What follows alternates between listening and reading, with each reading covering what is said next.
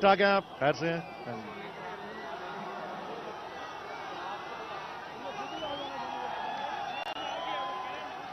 Okay तैयार हो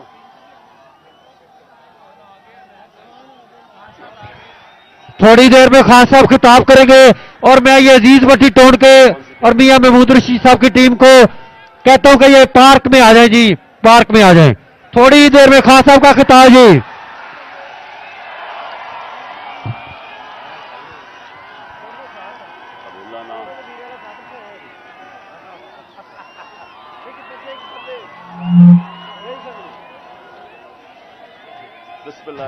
आवाज नहीं आ रही कॉफी।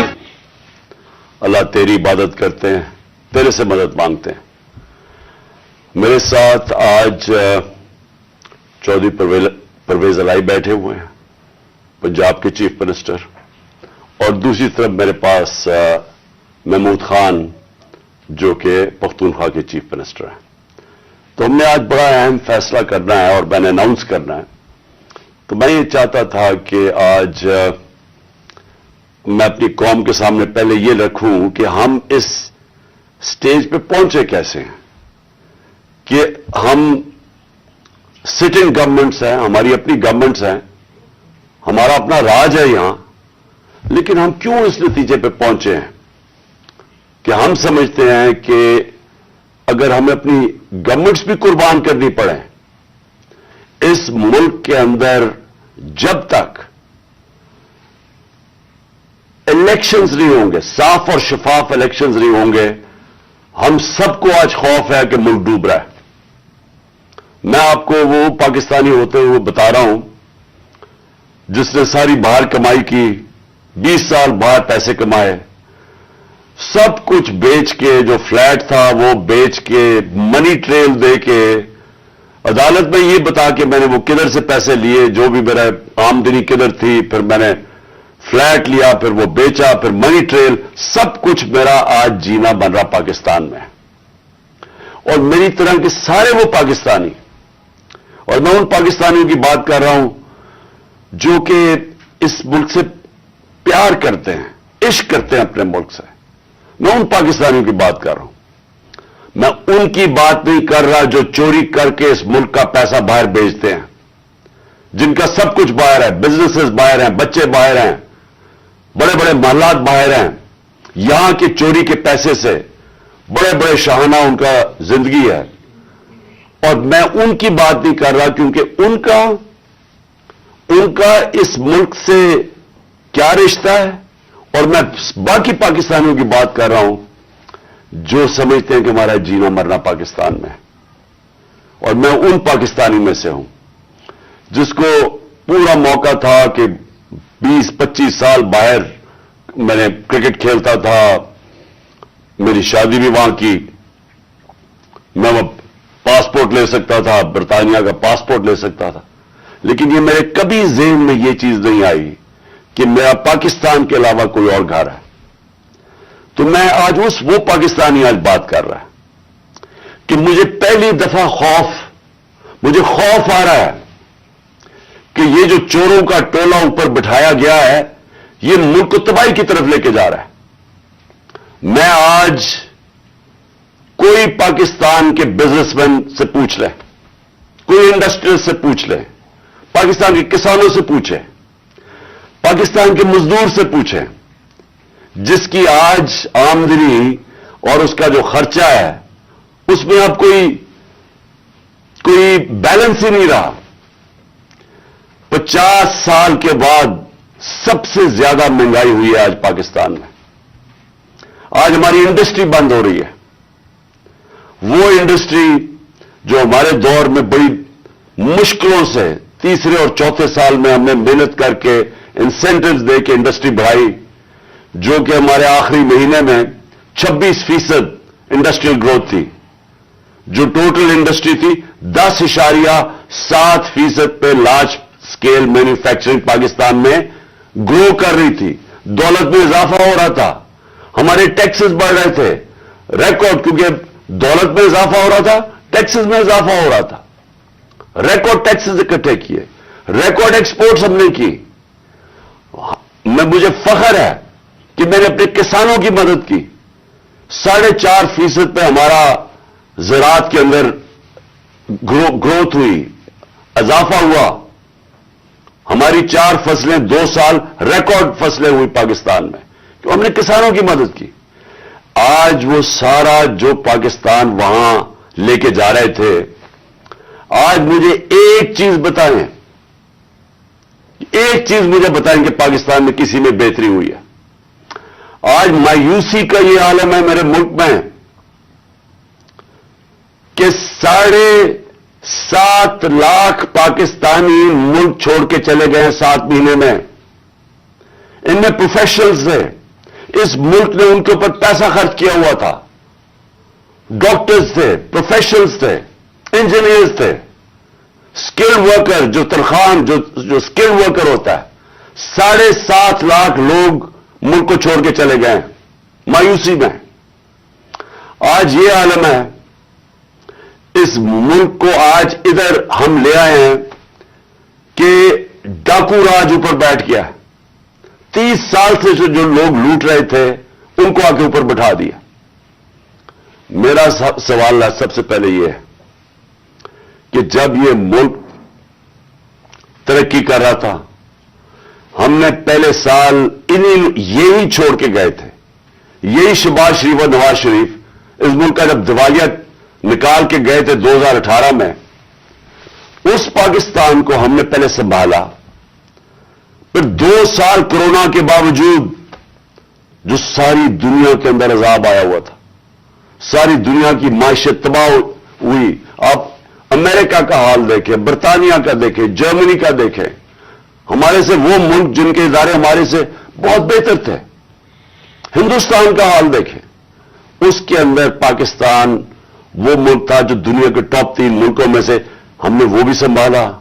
हमारी माशरत भी ऊपर गई, हमारी इंडस्ट्री भी ऊपर गई, हमने बेरोजगार होने से लोगों को बचाया, हमने इंडस्ट्रीज को पैसा दिया, इंसेंटिव्स दिए, हमने कंस्ट्रक्शन इंडस्ट्री की मदद की ताकि रोजगार मिले लोगों को। हमने उस दौर के अंदर पाकिस्तान का जो ग्रोथ रेट थी, और मैं ये चाहता हूं आप सारे जो मैं ये चीजें मैं आपको कह रहा हूं अपने मोबाइल फोन से चेक कर सकते हैं कि मैं सच बोल रहा हूं या झूठ बोल रहा हूं। अब तो झूठ बोलना बड़ा मुश्किल है, मोबाइल फोन है, आप गूगल करें, आपके पास 2 मिनट के अंदर सब कुछ आ जाता है। तो ये 17 साल के बाद पाकिस्तान की जो दौलत में इजाफा हुआ था वो 5,000 या 7% था हमारे तीसरे साल कोरोना के बावजूद, और 6% था हमारे चौथे साल। अब ये भी मैं आपको आज बता दूं कि ये सिर्फ 3 दौर में ये इस तरह की हम पाकिस्तान की दौलत में इजाफा हुआ, ग्रोथ रेट हुई। अयूब खान के दौर में, जनरल जिया के दौर में और जनरल मुशर्रफ के दौर में। लेकिन वो क्यों हुआ? क्योंकि हम तीनों दफा हम अमेरिका की मदद कर रहे थे। एक दफा हम अफगान जहाज में शामिल थे जनरल जिया के जमाने में, फिर वॉर ऑन टेरर में शामिल थे जनरल मुशर्रफ के दौर में। अयूब खान के दौर में हम किस में शामिल थे? सीटो और सेंटो में उनके साथ मिले हुए थे जबकि कोल्ड वॉर हो रही थी। अमेरिकन डॉलर आ रहे थे पाकिस्तान में, तब उनकी ये ग्रोथ रेट हुई थी। हम, और मुझे फख्र है इस चीज का कि उसके बावजूद कि हमारे पास कोई अमेरिकन डॉलर्स नहीं आ रहे थे, हमने अपनी इकोनॉमी को उठाया, और ये जो 17 साल के बाद बेहतरीन हमारी इकोनॉमी उठ रही थी। तो मेरा आज सवाल यह है, कौन जिम्मेदार था इस रिजीम चेंज का? आप सारे मेरी आज बात गौर से सुनें। जब आपकी माशरत बढ़ रही थी, क्या वजह थी कि इस गवर्नमेंट को गिरा के और इन चोरों के टोलों के ऊपर बिठाया गया?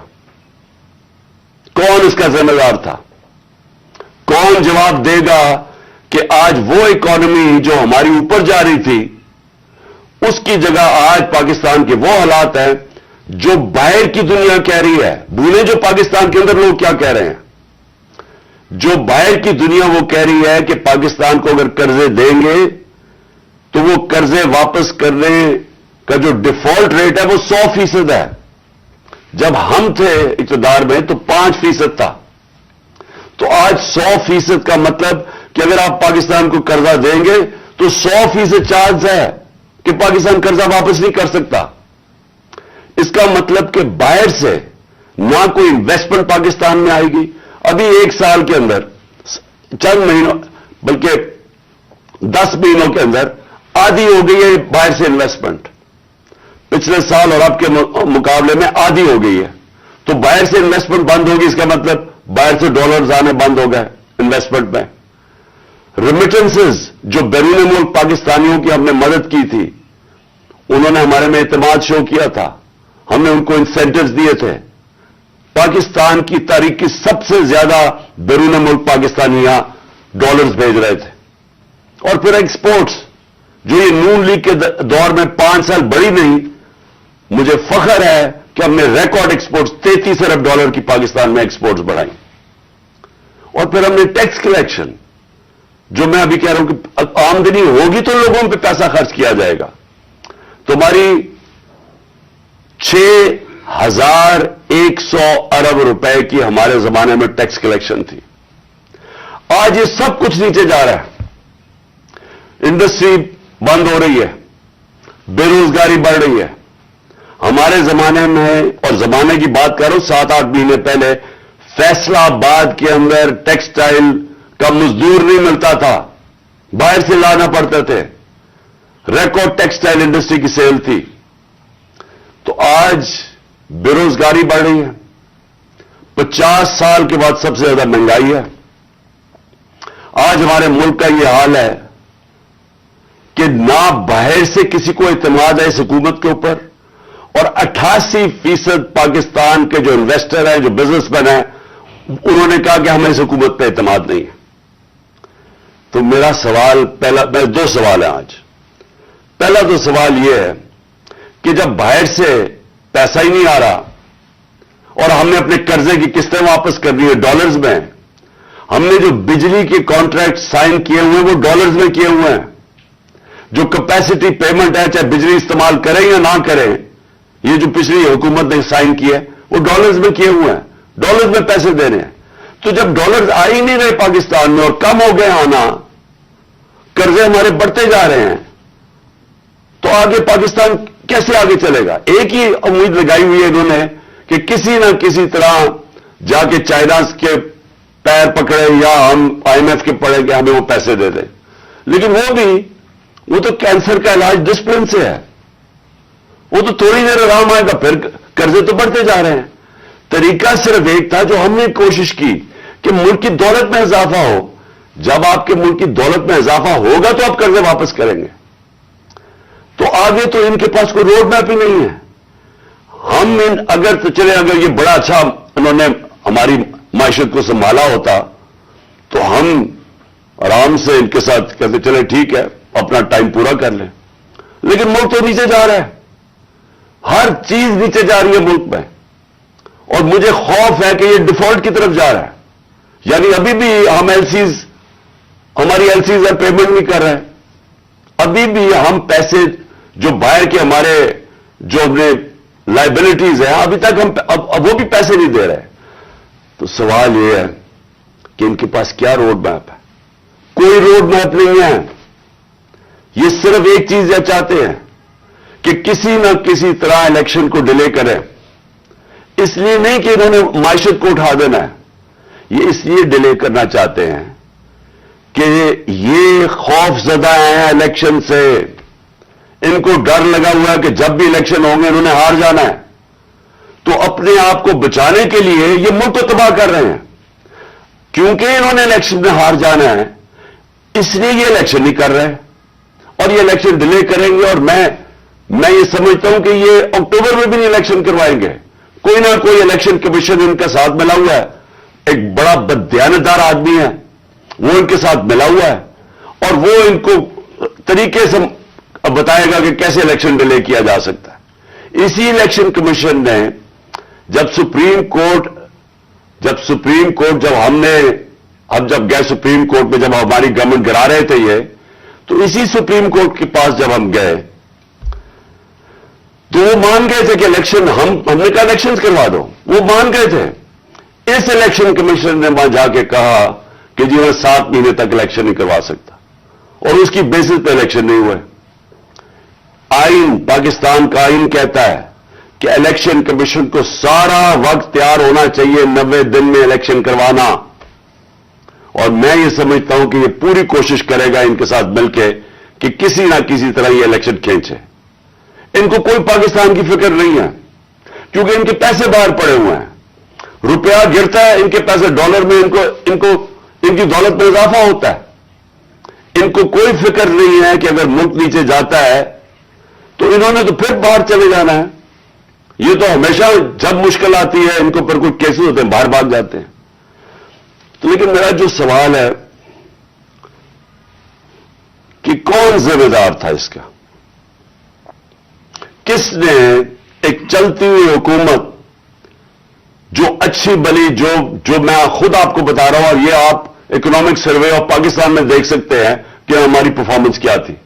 میں نہیں اگر کہہ رہا تو آپ خود دیکھ سکتے ہیں. اس حکومت کو سازش کر کے، بیرونی سازش کا حصہ بن کے کون ذمہ دار تھا اس کا؟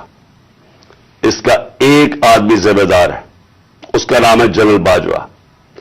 میں اس کے خلاف اس لیے نہیں بات کرتا تھا، آرمی چیف تھے. آرمی چیف کے خلاف آپ کیوں نہیں بات کر سکتے؟ کیونکہ فوج کے اوپر فوج کو برا نام نہ آئے. ہم سب سمجھتے ہیں کہ اس ملک کو، جو میری طرح کے لوگ، آزاد ذہن کے لوگ ہیں، ہم تو اپنی فوج کو چاہتے ہیں مضبوط ہو. ہماری تو ساری پوری کوشش ہے کہ مضبوط فوج ہو تاکہ ہم آزاد ملک رہ سکیں. تو اس لیے ہم چپ کر کے بیٹھے رہے اور یہ سارے تماشے دیکھتے رہے کہ کیسے سازشیں ہوئی، کیسے لوگوں کو بتایا گیا. میں آپ کے سامنے ذرا ایک چھوٹی سی کلپ دکھانا چاہتا ہوں کہ اگر آپ کو کوئی شک ہے کہ ہوا کیا، تو پہلے تو الیکشن سے پہلے، ہماری حکومت گرانے سے پہلے، 4 نون لیگ کے جو بڑے نام ہیں انہوں نے کیا کہا. ان سے جب پوچھا گیا کہ جناب آپ نو کانفیڈنس موشن کامیاب ہو سکتی ہے اسٹیبلشمنٹ کے بغیر، اور یہ انہوں نے کہا. ذرا یہ سب اب میں چاہتا ہوں پہلے سب دیکھیں.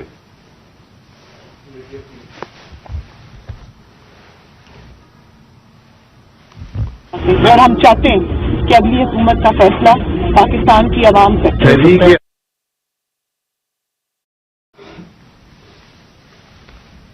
مجھے بتانے کا واپس نہیں ہے، کوئی ڈیل کر کے اقتدار نہیں چاہتے پاکستان میں.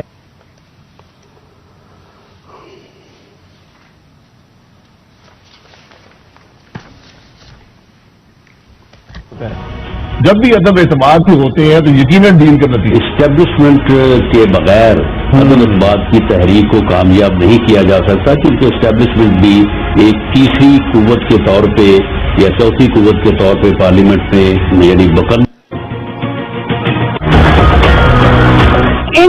ان تو جن کی وجہ سے ہوتا ہے، جن کی مدد سے ہوتا ہے، ہم ان کی مدد نہیں لینا چاہتے، اور ہم چاہتے ہیں کہ اگلی حکومت کا فیصلہ کر. انہوں نے کل کیا کہا ذرا پہلے یہ بھی سن لیں، دوسرا کلپ، تاکہ آپ کو پتہ چل جائے کہ ہوا کیا اس ملک کے ساتھ.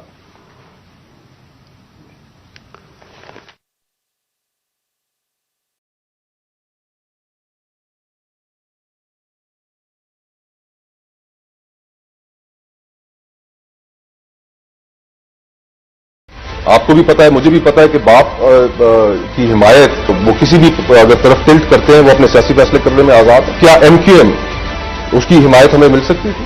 ارینجمنٹ سارا ہوا یہ پولیٹیکل پارٹی نے خود مینج کیا آپ کے خیال میں؟ بہت زیادہ خود مینج کیا، بہت زیادہ خود بھی مینج کیا، لیکن تھوڑا سا گڑ کے اندر، میٹھے کے اندر تھوڑی سی اور شامل ہو گیا. پھر کیا؟ پھر اس کے بعد جو سیاسی مخالفین کے اوپر تشدد آج کل کے دور میں جو ہو رہا ہے، اس میں ہم ماؤتھ پیس بنے ہوئے ہیں.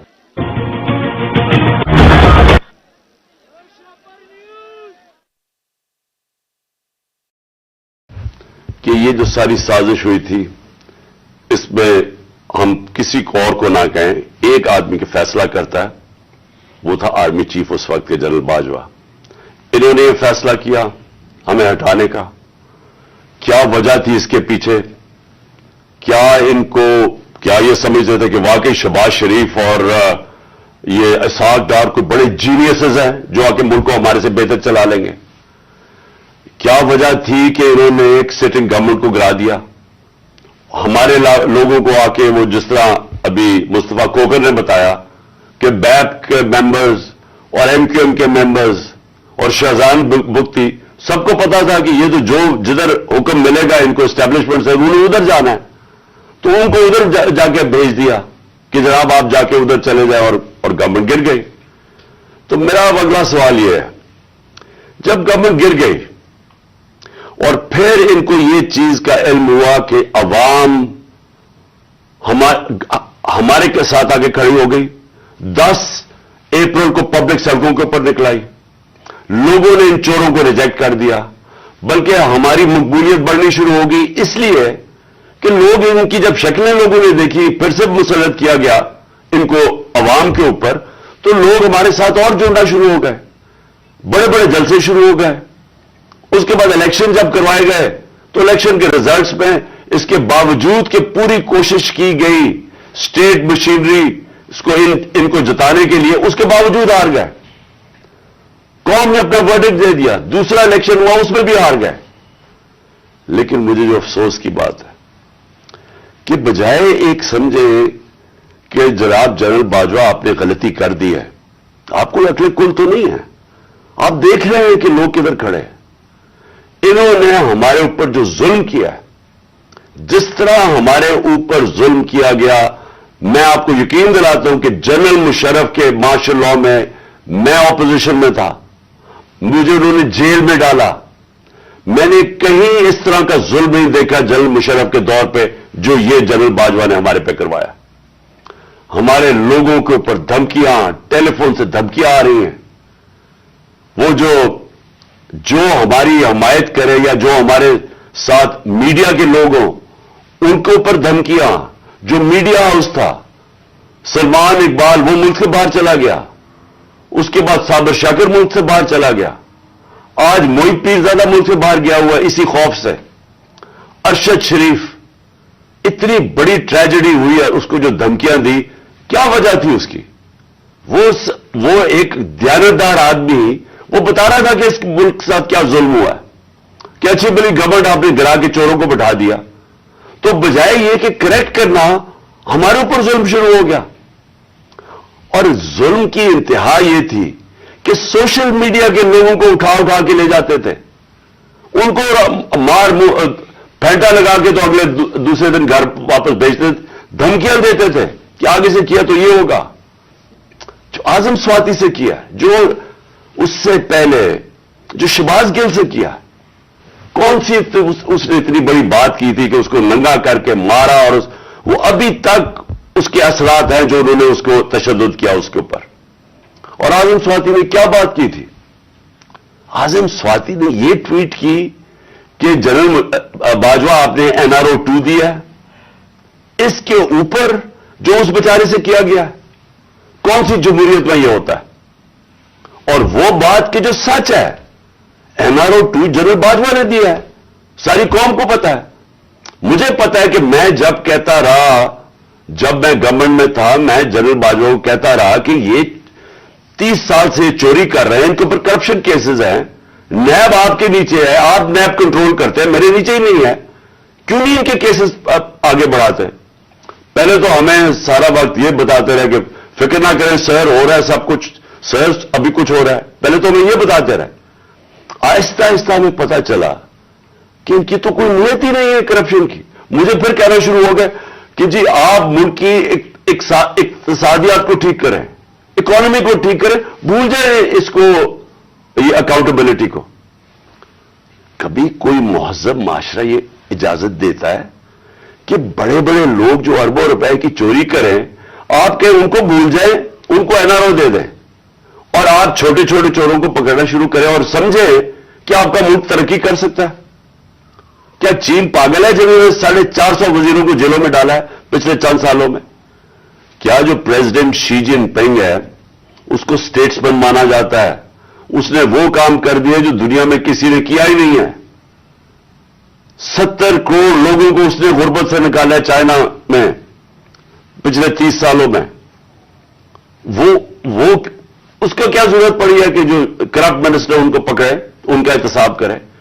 क्योंकि कोई माशरा भी कामयाब नहीं हो सकता जब तक रूल ऑफ लॉ नहीं होता, जब तक इंसाफ नहीं होता, जब तक आप बड़े बड़े लोगों को, जो असल तो नुकसान मुल्क को बड़े चोर करते हैं, आप उनको पकड़ नहीं रहे और आप कह रहे हैं कि नीचे से ये बेचारे छोटे छोटे लोगों, पटवारियों को पकड़ते रहे। और ये हमारे सामने हुआ, शहबाज शरीफ को बचाया गया, इसके ऊपर ओपन एंड शट केस था, इसका 16 अरब रुपए का ये जो एफआई का केस था, इसमें तो कोई शक ही नहीं था। और इसका जो बेटा बाहर भाग गया, आज जो सलमान शहबाज वापस आया है, वो क्यों बाहर भागा था? जैसे ही एफआईए ने उससे सवाल पूछा कि जनाब बताइए, मकसूद चपरासी और नौकरों के पास अरबों रुपए किधर से आए, वो एकदम मुल्क से बाहर भाग गया। और उसको इन सारों को वापस लाया जा रहा है। क्या हुआ? इसमें कोई शक है कि एनआरओ 2 दे के इस सारे मुल्क का एक जनरल मुशर्रफ ने नुकसान कराया था, एनआरओ 1 का। इस मुल्क ने भारी कीमत अदा की उसकी, 4 गुना ज्यादा हमारा कर्जा चढ़ाया इन्होंने 10 सालों में लूट मार करके। अब फिर जब इनके ऊपर केसेस थे, 1100 अरब रुपए के केसेस है, वो इन्होंने फिर उनको एनआरओ 2 दिलवा दिया। तो कौन था इसका जिम्मेदार? किसने ये किया था? जनरल बाजवा ने किया था। मैं आपको चीजें इसकी तरफ दिखाना चाहता हूं कि कैसे कानून इन्होंने बनाया जिसमें बचे लोग, जिसमें हर किसी को बचाया गया।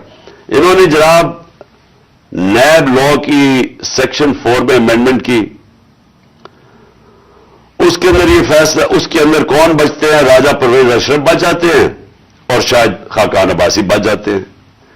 फिर उन्होंने एक और किया, बेनामीदार की डेफिनेशन सेक्शन 5E, उसमें मरियम नवाज पाक होकर निकलाई सारी चोरी से। फिर उन्होंने सेक्शन 9, जिसके अंदर शहबाज शरीफ बच जाते हैं, और उस जिसके अंदर के अगर आप किसी और के नाम पे, यानी अगर आप मैं प्राइम मिनिस्टर हूं, मैं अपने खानदान के नाम पे चीजें लूं, तो इसका मतलब कि आप जवाबदेही नहीं है। तो जो टीटी के सारे केसेस थे शहबाज शरीफ के, वो उससे पाक हो गया। फिर सेक्शन 14 कि आपको बताना पड़ता है कि अगर मेरे पास कोई बाहर एसेट्स हो, यानी इंग्लैंड में मेरी जगह हो या कोई बाहर हो, अमेरिका में हो, तो अगर ये पता साबित हो जाए कि ये मेरी जगह है, तो मुझे बताना पड़ता है कि ये मेरे किधर से पैसा आया इसको खरीदने के लिए। वो इन्होंने साफ कर दिया। अब नैब बताएगी कि उनके पास पैसा किधर से आया। यानी हर दुनिया के अंदर अगर मैं पब्लिक ऑफिस होल्डर हूं, ये मेरी जिम्मेदारी है बताने के लिए कि अगर मेरा कोई बड़ा महल मैंने खरीदा हुआ है, मुझे बताना पड़ता है पैसा किधर से आया। उन्होंने वो कानून ही खत्म कर दिया। चुन चुन के, आसिफ जरदारी भी इसमें साफ हो गया, चुन चुन के वो लोग जो 30 साल से इस मुल्क को लूट रहे थे, उन सारों को उन्होंने पाक और साफ कर दिया। ये असल वजह मायूसी की आज पाकिस्तान में। लोग जिन्होंने ये तमाशा देख रहे हैं कि एक तरफ कौम मर रही है इस महंगाई के अंदर और फैक्ट्रियां बंद हो रही हैं, बेरोजगारी की कर्जे चढ़ते जा रहे हैं, एक तरफ ये है, और दूसरी तरफ ये अरबों रुपए की इनकी करप्शन माफ हो रही है। और ये बहुत बड़ी वजह है आज मायूसी की।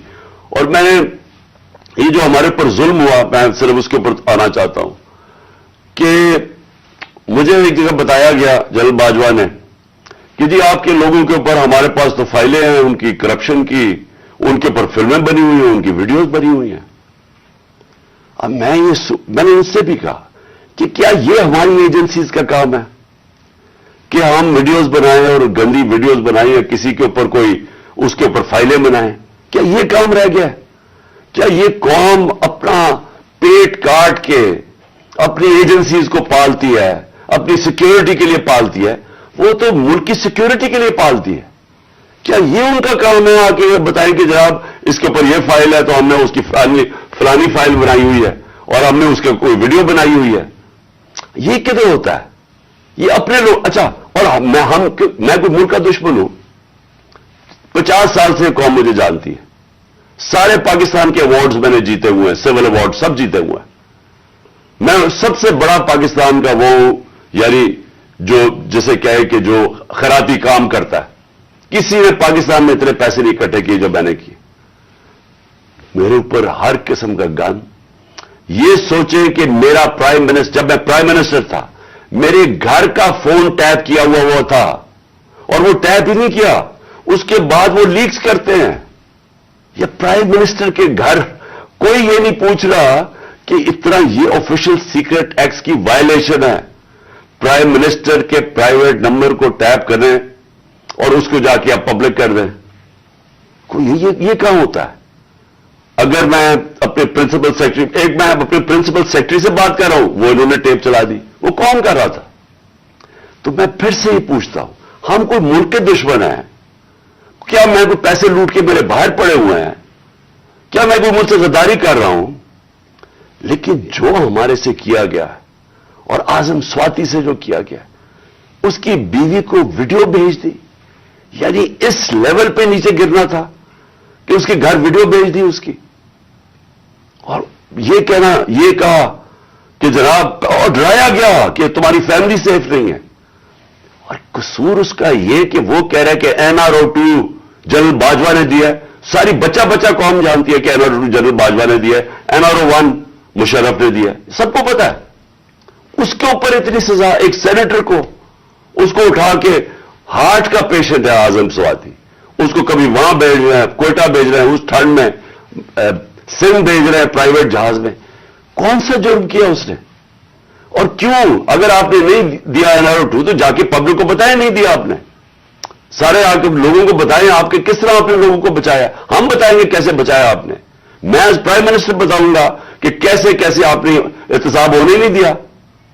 آپ نے وہ جب فیٹف کی لیجسلیشن تھی تو وہ خود کہہ رہے ہمیں، وہ اپوزیشن والے، کہ یہ تو جناب یہ بیٹھ کے انہوں نے آپ کی آشیرواد ملی تھی، اس کے بعد آپ نے وہ NRO کے یہ جو امینڈمنٹ تھی نیب کی جو اب ہو گئی، یہ تو تب ہونے کے چکر میں تھے، تب ہم کھڑے تھے. اور میں تب سے کہتا گیا کہ یہ ملک ترقی نہیں کر سکتا جب تک اس ملک میں رول آف لا نہیں ہے. کوئی دنیا میں ملک آج تک ترقی نہیں کیا جس کے طاقتور ڈاکو ان کو آپ چھوٹ دے دیں اور صرف کمزور لوگوں کو پکڑے. کوئی ملک ترقی نہیں کر سکتا، یہ ملک آگے بھی نہیں بڑھ سکتا. میں آخر میں بات بھی کرتا ہوں کہ انشاءاللہ اللہ نے موقع دیا تو ہم اب کیا پلان بنائیں گے اس ملک کو اس دلدل سے نکالنے کا جو انہوں نے پھنسایا ہوا ہمیں. اب میں جو اگلی بات کرنا چاہتا ہوں وہ یہ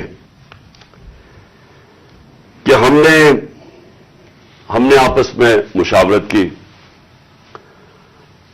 میں نے پہلے کوشش کی کہ ہماری جو مارچ ہے، آزادی مارچ، حقیقی آزادی کی مارچ، ہماری کوشش یہ تھی کہ ہم ان کو گورنمنٹ کو بتائیں کہ اس وقت قوم کدھر کھڑی ہے. لاکھوں لوگ سڑکوں کے اوپر نکلے ہمارے ساتھ آزادی مارچ پہ، اور سب ایک ہی چیز چاہ رہے ہیں، الیکشن. آج اوپینین پول ہے کہ 70% پاکستانی، سروے کے مطابق 70% پاکستانی کہہ رہے ہیں الیکشن کرواؤ. ہم نے آزادی مارچ بھی یہی کی.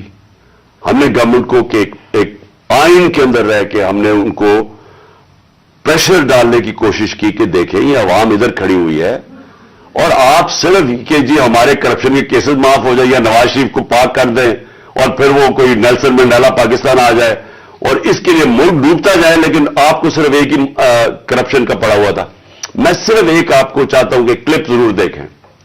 یہ جس دن 2 دن پہلے، یعنی میں آفس سے گیا 9 اپریل کو، یہ 8 اپریل کو، اس پچھلی اپریل کو میں نے یہ کلپ ریکارڈ عوام سے خطاب کیا تھا. میں صرف چاہتا ہوں یہ آپ دیکھ لیں کہ یہ نہیں کہ مجھے نہیں پتا تھا کہ کیا ہوگا یا یہ جو ہوا ہے یہ ہمیں پتا نہیں تھا، یہ ہونا تھا. اور اس کے اوپر میں نے 2 دن پہلے اقتدار چھوڑنے سے پہلے یہ ذرا کلپ ذرا دیکھ لیں.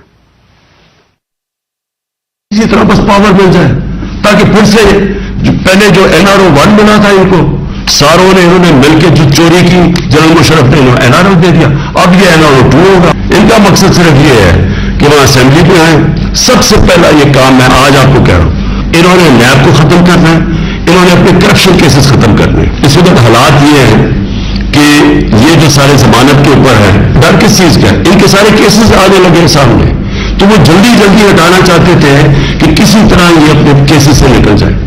اب یہ سارا یہ جب گٹا اکٹھا ہو جائے گا اور صرف ایک مسئلہ کسی طرح بس پاور مل جائے تاکہ پھر سے پہلے جو NRO 1 بنا تھا ان کو ساروں نے انہوں نے مل کے جو چوری کی جنرل مشرف نے NRO دے دیا. اب یہ NRO 2 ہوگا. ان کا مقصد صرف یہ ہے کہ وہ اسمبلی پہ آئیں. سب سے پہلا یہ کام میں آج آپ کو کہہ رہا ہوں, انہوں نے نیب کو ختم کرنا ہے, انہوں نے اپنے کرپشن کیسز ختم کرنے ہیں. اس وقت حالات یہ ہیں کہ یہ جو سارے ضمانت کے اوپر ہے, ڈر کس چیز کا ہے؟ ان کے سارے کیسز آنے لگے سامنے, تو وہ جلدی جلدی ہٹانا چاہتے تھے کہ کسی طرح یہ اپنے کیسز سے نکل جائے. اب یہ سارا یہ جب گٹا اکٹھا ہو جائے گا اور صرف ایک مسئلہ کسی طرح بس پاور مل جائے تاکہ پھر سے پہلے جو NRO 1 بنا تھا ان کو ساروں نے انہوں نے مل کے جو چوری کی جنرل مشرف نے NRO دے دیا. اب یہ NRO 2 ہوگا. ان کا مقصد صرف یہ ہے کہ وہ اسمبلی پہ آئیں. سب سے پہلا یہ کام میں آج آپ کو کہہ رہا ہوں, انہوں نے نیب کو ختم کرنا ہے, انہوں نے اپنے کرپشن کیسز ختم کرنے ہیں. اس وقت حالات یہ ہیں کہ یہ جو سارے ضمانت کے اوپر ہے, ڈر کس چیز کا ہے؟ ان کے سارے کیسز آنے لگے سامنے, تو وہ جلدی جلدی ہٹانا چاہتے تھے کہ کسی طرح یہ اپنے کیسز سے نکل جائے. اب یہ سارا یہ جب گٹا اکٹھا ہو جائے گا اور صرف ایک مسئلہ کسی طرح بس پاور مل جائے تاکہ پھر سے پہلے جو NRO 1 بنا تھا ان کو ساروں نے انہوں نے مل کے جو چوری کی جنرل مشرف نے NRO دے دیا. اب یہ NRO 2 ہوگا. ان کا مقصد صرف یہ ہے کہ وہ اسمبلی پہ آئیں.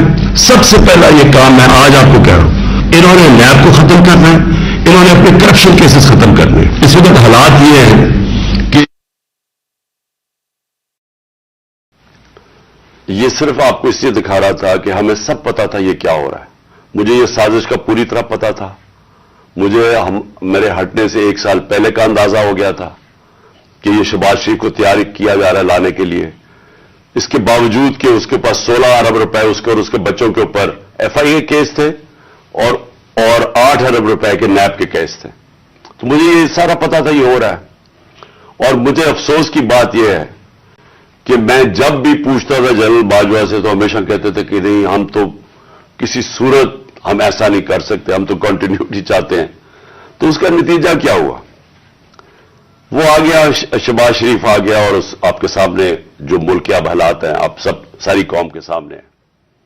میرا پوائنٹ یہ ہے آج کہ میں ابھی آخری جو ابھی اناؤنسمنٹ جو کرنے لگا ہوں اس سے پہلے میں صرف یہ پوچھنا چاہتا ہوں, کون ہے ذمہ دار اس کا؟ کیا کوئی اس کا جواب دے گا کہ اچھی بلی گورنمنٹ چلتے ہوئے اس کو گرا کے ان چوروں کو اوپر لے آئے ہیں؟ اور میرا اگلا سوال یہ ہے کہ اس کے بعد جو ہمارے اوپر سختیاں کی گئی, جو سوشل میڈیا پہ جو میڈیا جو ہماری حمایت کرتا تھا, کیسز کی میرے اوپر بارش ہو گئی, مجھے دہشت گردی کا کیس کروا دیا. 25 مئی کو پولیس نے جس طرح ہمارے اوپر ظلم کیا, اور جب ہم پولیس والوں سے پوچھتے تھے وہ کہتے جی ہمیں پیچھے سے آرڈر ہے. جس طرح کا ہمارے اوپر ظلم کیا گیا,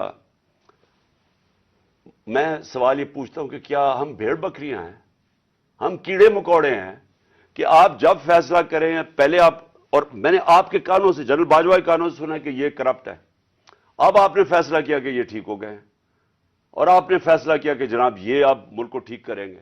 تو کیا ہم وہ کیڑے مکوڑے ہیں کہ جدھر آپ بھیڑ بکریوں کو دھکیلیں گے ہم ادھر چلے جائیں گے؟ یعنی ہم انسان ہیں یا ہم جانور ہیں کہ جو آپ کا فیصلہ ہو بند کمروں کے اندر ہم اسی کے اوپر چل پڑے؟ اور آپ کو جب نظر بھی آ رہا تھا کہ پاکستانی قوم ان کو ریجیکٹ کر رہی ہے, ہمیں تو ہمارے ساتھ میرا تو فائدہ کروا دیا. مجھے تو اللہ نے کبھی اتنی عزت دی نہیں جو اس کے بعد ملی ہے, لیکن ملک کو کدھر پہنچا دیا آج. اور میں کیا یہ پوچھنا چاہتا ہوں کہ پاکستان کا مستقبل ہے کہ پہلے یہ لوٹیں گے, اب ان کے بچے تیار ہو گئے لوٹنے کے لیے, کیا اب ہم ان کو لے کے آئیں گے؟ اور اگر ہم ان کے خلاف جائیں گے اور ہم ان کو ریزسٹ کریں گے تو ہمیں پھیٹا لگایا جائے گا, ہمارے پر کیسز کیے جائیں گے, ہمیں ڈرایا جائے گا. مجھے ابھی بھی کہہ رہے ہیں کہ جی آپ اگر یہ آپ نے گورنمنٹ چھوڑ دی تو آپ کے اوپر بڑا ظلم ہوگا, آپ کی پروٹیکشن چلی جائے گی. جب میں جا رہا تھا, میں آج اپنی قوم کو بتانا چاہتا ہوں کہ جب میں جا رہا تھا مارچ کے اوپر, سب کو میرے ارد گرد بھی لوگوں کو پتا ہے, میں نے سب کو کہا تھا کہ اس میں واردات ہوگی, میرے خلاف میری جان کو خطرہ ہے. میں نے ٹی وی کے اوپر جا کے اس سے پہلے بتایا تھا کہ یہ دینی انتہا پسند کے نام پہ مجھے قتل کریں گے. ہر روز جب میں مارچ پہ جاتا تھا اور میں بشرا بیگم کو خدا حافظ کہتا تھا, میں تو ان کو سلام کرتا ہوں کہ ان کو پتا ہوتے ہوئے کہ میری جان خطرے میں تھی, اس کے باوجود وہ مجھے کہتی تھی کہ نہیں جاؤ, یہ جہاد ہے, یہ اللہ کے لیے آپ کام کر رہے ہیں. کوئی اپنی زندگی خطرے میں نہیں ڈالتا پیسے کے لیے یا اقتدار کے لیے, کوئی زندگی خطرے میں نہیں ڈالتا. جہاد کے لیے جب آپ اللہ کے لیے کام کر رہے ہیں تب آپ پتا ہوتے ہوئے کہ اب زندگی خطرے میں, اس کے باوجود جاتا تھا میں. اور میں جیسے ٹھیک ہوں گا انشاءاللہ, جیسی میں چلنے کے قابل ہوں گا, میں پھر نکلوں گا باہر, کیونکہ یہ اللہ کا کام ہے. اپنی قوم کو حقیقی طور پہ آزاد کرنا یہ اللہ کا حکم ہے. ہمیں ظلم اور ناانصافی کے ساتھ سامنے کھڑا ہونا یہ اوپر والے کا حکم ہے, اس کو وہ جہاد کہتا ہے. امر بالمعروف پہ چلنا, کہ جب آپ دیکھ رہے ہیں یہ سارے چوروں کا ٹولہ اوپر بیٹھ گیا ہے اور آپ چپ کر کے بیٹھے رہیں بھیڑ بکریوں کی طرح, یہ آپ قرآن کا جو اللہ کا حکم ہے اس کے خلاف جا رہے ہیں. تو میرے لیے تو یہ جہاد ہے, تو میں نے تو یہ رکنا نہیں ہے. اور میں اپنی ساری قوم کو آج کہہ رہا ہوں, میں نوجوانوں آپ کو کہہ رہا ہوں, یہ کبھی نہ سوچے جو یہ 7.5 لاکھ ہمارے لوگ ملک چھوڑ کے گئے ہیں. مجھے افسوس ہے کہ دیکھیں آسان راستہ ہے. میرے لیے کیا آسان زندگی تھی. میں کرکٹ کے بعد کچھ بھی نہ کرتا, تھوڑی سی کرکٹ کے اوپر بات چیت کرتا ہوں, اللہ نے مقام اتنا دیا ہوا ہے میں کروڑ روپیہ کما سکتا ہوں. مجھے تو کچھ کرنے کی ضرورت نہیں تھی. لیکن اللہ نے ہمیں کسی مقصد کے لیے پیدا کیا ہے. جانور آتے ہیں, بچے پیدا کرتے ہیں, کھا پی کے مر جاتے ہیں. تو انسان بھی اگر اس کو اب سمجھ ہی نہ آئے کہ اللہ نے ہمیں کسی مقصد کے لیے پیدا کیا ہے, تو اس میں جانوروں میں کیا فرق رہ جاتا ہے. وہ جب قرآن کی آیت ہے کہ جب انسان فرشتے سے بھی اوپر چلا جاتا ہے لیکن گرتا ہے تو جانور سے بھی نیچے چلا جاتا ہے. تو میں اپنی ساری قوم کو کہہ رہا ہوں کہ دیکھیں ہمارے سامنے اب 2 راستے ہیں. ہم ان چوروں کے ٹولوں کو مان لیں تو ہم اپنی تباہی کر رہے ہیں. اس ملک کا کوئی مستقبل نہیں ہے. ایک ہی راستہ ہے کہ اب جدوجہد کریں. میں وہاں جب گیا پنڈی پہنچا اور میں اس وقت بڑی تکلیف میں تھا, میں یہ بھی آپ کو بتا دوں, کیونکہ مجھے ڈاکٹرز نے کہا تھا ابھی نہیں آپ ٹریول کر سکتے. میں گیا اس کے باوجود صرف اپنے لوگوں کو کھڑا کرنے کے لیے کہ دیکھیں یہ پاکستان کے لیے ایک فیصلہ کن وقت ہے, اس کو ضائع نہ ہونے دیں. قوم میں بیداری آ گئی ہے. اور میں وہاں 2 میں چیزیں کر سکتا تھا. ہم وہاں دھرنا بھی دے سکتے تھے, لاکھوں لوگ تھے. ہم وہاں اسلام آباد کے اوپر بھی جا سکتے تھے, اتنے لوگ تھے. ہم اسلام آباد میں خون خرابہ ہونا تھا وہاں, اور کئی دفعہ لوگ چاہتے ہیں کہ خون خرابہ ہو, لاشیں گریں تاکہ وہ جناب ان کی تحریک اور اٹھ جائے. میں یہ نہیں چاہتا تھا. میں نے ساری سٹرگل آئین اور قانون کے بیچ میں ہے. میں کبھی اس سے باہر نہیں نکلا. اور میں نے اس لیے فیصلہ کیا کہ بجائے ہم وہاں جائیں اور توڑ پھوڑ ہو اور تباہی ہو, میں نے فیصلہ یہ کیا کہ ہم جو 2 اسمبلی اب قربان کرتے ہیں اپنی 2 اسمبلیوں کو, ہم قربان کرتے ہیں اپنے ملک کے لیے. اور اس لیے کرتے ہیں کہ ان کو جب 66% پاکستان میں الیکشن ہوگا, جب ہم ان 2 اسمبلیوں سے نکلیں گے, جو میں بھی بتانے لگا ہوں کب نکلیں گے, 66% پاکستان میں الیکشن ہوگا. تو عقل تو یہ کہتی ہے کہ آپ جنرل الیکشن کروا دیں. لیکن میں پھر سے کہتا ہوں یہ خوف زدہ ہیں, الیکشن ہارنے سے ڈرے ہوئے ہیں. ان کا کوئی پاکستان کا مقصد نہیں کہ پاکستان اوپر جا رہا ہے یا نیچے جا رہا ہے. ان کا مقصد ایک ہے, کیسے اپنا چوری کا پیسہ بچانا ہے انہوں نے. اور اس لیے یہ الیکشن نہیں کروائیں گے, اور اسی لیے ہم نے فیصلہ کیا کہ ہم الیکشن کروائیں گے. اور میں نے اپنے سارے وکیلوں سے پوچھ لیا, یہ کوشش بھی کریں گے الیکشن کمیشن کے ذریعے کہ یہ کسی طرح ڈیلے ہو جائے. آئین بالکل اجازت نہیں دیتا 90 دن کے آگے.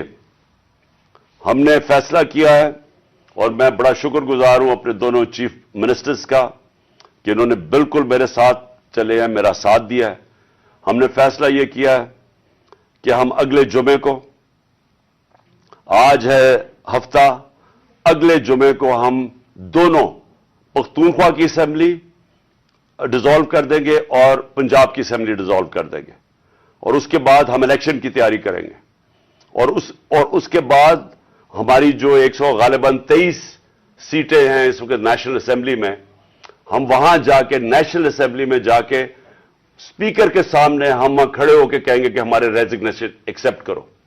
یہ ڈرامے نہ کرو کہ چن کے 8 جو انہوں نے پہلے ہمارے ساتھ کیا تھا، انہوں نے بجائے ہمارے باقی ریزگنیشن ایکسپٹ کرنے کے، انہوں نے 8 سیٹیں چنی. یہ جو بڑا کرپٹ یعنی مورلی کرپٹ الیکشن کمیشن ہے، اس نے نواز شریف کے ساتھ بیٹھ کے 8 سیٹیں چنی جو ہماری سب سے کمزور سیٹیں تھیں، جن میں بڑی کم مارجن سے ہم جیتے تھے، اور جدھر پی ڈی ایم کا ووٹ دگنا تھا ہمارے سے اس الیکشن کے اندر. اب یہ عوام دیکھیں کدھر آج ایک باشعور عوام ہے، بیداری آئی ہوئی ہے ہماری قوم میں، پتہ ہوتے ہوئے کہ میں نے اسمبلی میں نہیں، میں 8 سیٹوں پہ لڑا، پتہ ہوتے ہوئے کہ میں نے اسمبلی میں نہیں جانا، اس کے باوجود میری قوم نے مجھے سارے 8 کی 8 سیٹوں پہ جتایا، 7 سیٹوں پہ جتایا. اور ایک جو کراچی کے اندر سیٹ تھی، ذرا وہاں دیکھ لے، وہ الیکشن کمیشن کو وہ دھاندلی نہیں نظر آئے گی جس طرح انہوں نے پوری اسٹیٹ مشینری استعمال کی اور ووٹ باہر پھینک دیا، جو ہر بار استعمال کرتا ہے. تو ہم نے یہ فیصلہ کر لیا. میں اپنی قوم کو آخر میں صرف یہ کہنا چاہتا ہوں کہ دیکھیں، مایوسی گناہ ہے.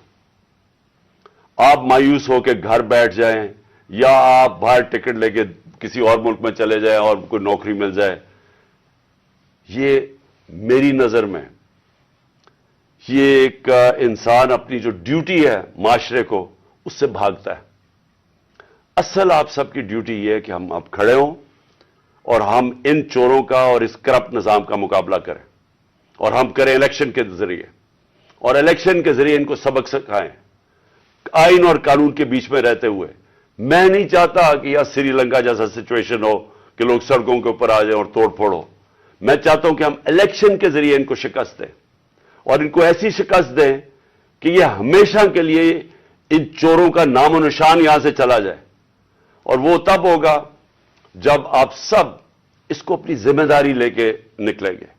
اور میں آپ کو آخر میں یہ کہنا چاہتا ہوں کہ مایوسی جو ہے، میں 3.5 سال گورنمنٹ میں رہا، اس کے باوجود کہ بینکرپٹ گورنمنٹ میں لی، اس کے باوجود کہ ہمارے پاس تجربہ ہی نہیں تھا بالکل. ہم پہلی دفعہ گورنمنٹ میں آئے تھے، ایک کے بعد دوسرا کرائسس تھا. صدی میں ایک دفعہ کرونا جیسا کرائسس آتا ہے، وہ اوپر سے آ گیا، 2 سال وہ رہا. اس کے باوجود پاکستان میں کسی گورنمنٹ نے، جس طرح میں نے کہا کہ جو ملٹری ڈکٹیٹرز کو تو امریکن ڈالرز ملے، ہمیں تو کوئی ڈالرز نہیں ملے. سب سے بہترین ہماری اکنامک پرفارمنس تھی. اس سب کے باوجود اب ہم سمجھ گئے ہیں، مجھے 3 اور 4 سال میں پوری سمجھ آ گئی کہ یہ گورنمنٹ چلتی کیسے ہے. میں آخر میں صرف آپ کو یہ کہنا چاہتا ہوں، مایوس نہ ہوں. ملک یہ تب اب اٹھے گا جب بڑے اور مشکل فیصلے ہوں گے. یہ مشکل فیصلے ان کے نہیں کہ قیمتیں بڑھاتے جاؤ اور کہو جی مشکل فیصلہ ہے. مشکل فیصلے کا مطلب ملک کے اداروں کو ری اسٹرکچر کریں، اس ملک کے اندر انصاف قائم کریں، رول آف لا قائم کریں. اگر اللہ بھاری اکثریت دیتا ہے تو تب آپ یہ سب کچھ کر سکتے ہیں. اس ملک میں اصلاحات کر سکتے ہیں، ادارے ٹھیک کر سکتے ہیں. جو گورنمنٹ کیسے چلتی ہے، اتنی بڑی ہم نے گورنمنٹ بنا دی ہے اور وہ ہمیں آگے نکلنے نہیں دیتی. ہر جگہ رکاوٹیں بن گئی ہوئی ہے، اور وہ ہم نے کافی چینج بھی کیا. ایکسپورٹس بڑھانی ہے، ہم نے ریکارڈ ایکسپورٹس بڑھائی. کیسے ہم نے ایکسپورٹس بڑھانی ہے اس کا ہم نے پلان بنایا ہوا ہے. اسمال اور میڈیم انڈسٹری کو کیسے کھڑا کرنا ہے جو اصل روزگار دیتی ہے اور دولت میں اضافہ ہوتا ہے.